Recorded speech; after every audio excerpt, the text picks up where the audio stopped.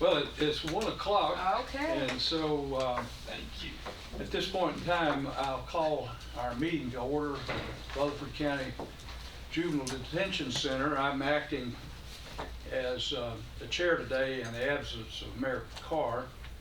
And first order of business then would be to call a roll of our board members. You would do that, please. Mr. Rick Hall. Here. Superintendent William Cope. Here. Dr. Anita Herring. Here. Dr. Michael McDonald. Here. Mrs. Claire Maxwell. Here. Judge Steve Daniel. Here. And Mayor Joe Corder is absent. Well, I've determined that there is a quorum for our meeting and business. Since I'm the chair, I'm not going to comment on the previous minutes. I've asked Dr. McDonald here to review the minutes, and if he finds them appropriate, to make a recommendation. Dr. McDonald? Yes. Judge Daniel, I have read the minutes and I find them to be in order, and I make a motion that they be approved. Second. Motion made and seconded by Ms. Maxwell. All in favor say aye. Aye. Any opposed? The motion carries. Any public comments? No, we don't have any today. None today. So then we're prepared for the reports. And the first one there would be, I'm sorry, open positions. Could you give us that report, please?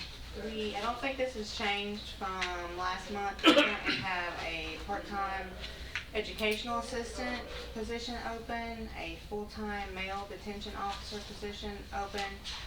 Oh, it is different, and we have one open corporal position. And then as far as our leaves are concerned, I still have those 3 pending FMLAs that we're waiting on some paperwork on.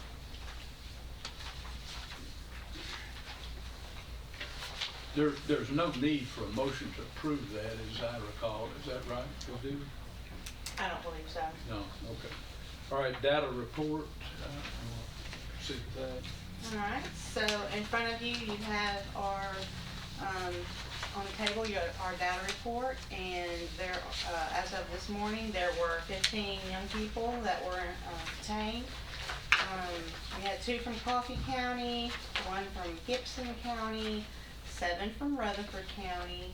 Sumner County had 1 youth, Williamson County had 3, and Wilson County had 1.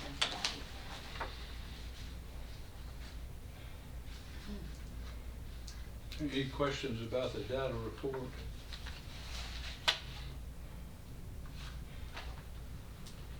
Okay. Next is our educational service report. So this is for the month of January, and of course we had our Christmas break and our MLK holiday during this time period. And we still had some special ed services that were provided from Board of Education by Mr. Eric Davis, and we had a couple of young folks that required English as a second language, but beyond that, it was a normal month for us. Any questions about the education service report? I don't know if we've taken I can't remember, do we take formal motion and approval of these reports in the past? I don't think it's necessary. Anyway.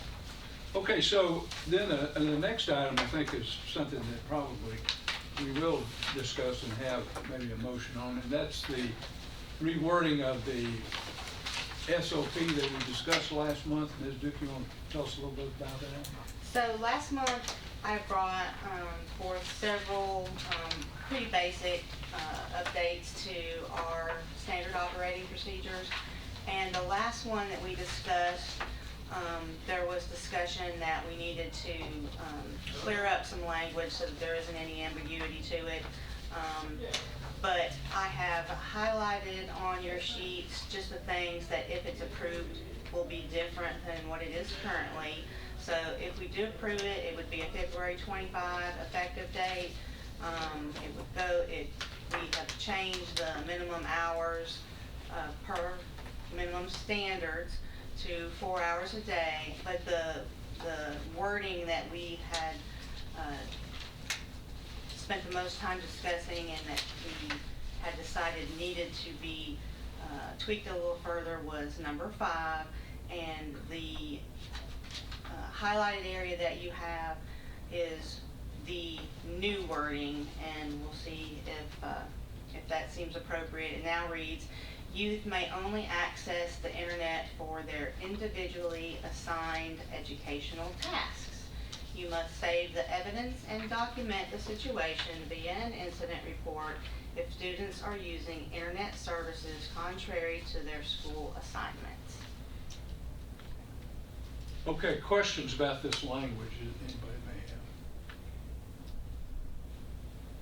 The one that I had just looking at that is when the second sentence, when you say you, who are we directing that to? The supervisor? This is a standard operating procedure, so this is going to be for our staff, and it would be whoever is actively supervising the youth who have allegedly gone off task. So it could be any of our educational staff or even a detention officer. Could you reword that to staff must say? Sure. That'd be.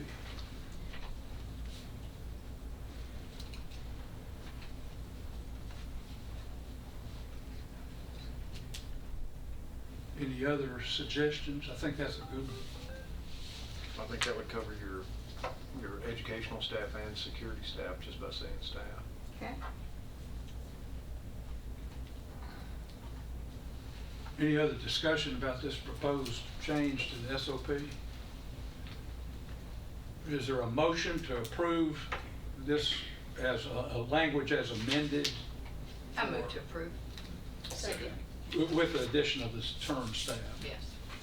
Okay, there's a motion made by Ms. Maxwell, seconded by Mr. Hall. Any discussion before I call for the vote? All in favor say aye. Aye. Any opposed? Okay, so that proposed change to the SOP is approved. All right. Well, this is working quite well for the chair. Any other business that we should take up before we take up the benefits of Valentine's Day with the sweets that have been brought here this day by Dr. Herring? See ya. I hear none. Is there a motion to adjourn? Make a motion, we adjourn. I'll second. All in favor say aye. Aye. All right, we stand adjourned. That's the quickest thing to do.